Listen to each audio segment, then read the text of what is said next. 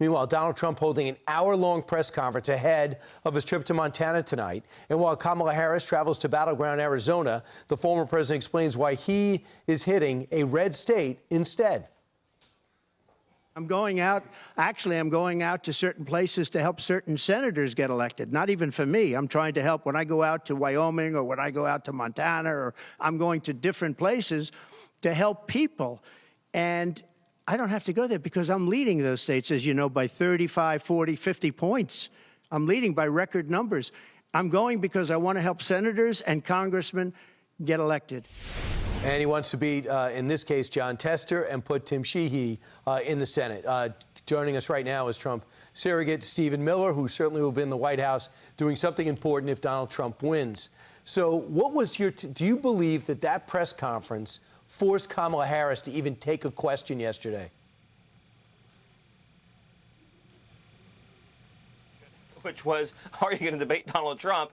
And then she said, no, I'm going to skip 2 out of the 3 debates. Look, you can't be the president if you can't hold a press conference.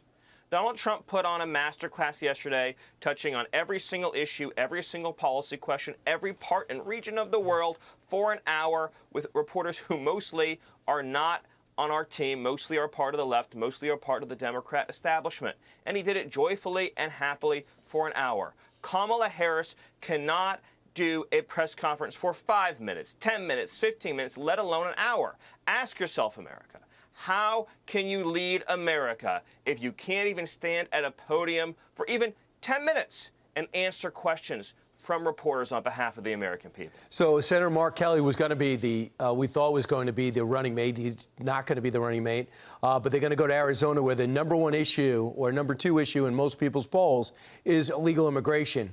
When asked the people of Arizona what's important to you, 34% said border security, 32% inflation, 22% said abortion, threats to democracy, 20% said the economy and jobs. Having said that, Kamala Harris has portrayed herself now, went from I'm not the border czar to I'm tough on the border and I prosecute people on the border. How do you fight that?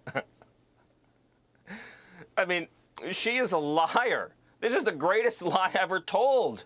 Brian, not only do we have the tape that you've played, that we've all seen, of Joe Biden appointing her as border czar, where has she been working for the last 3.5 years?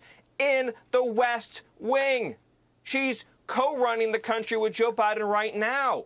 And what has happened on her watch as vice president and border czar?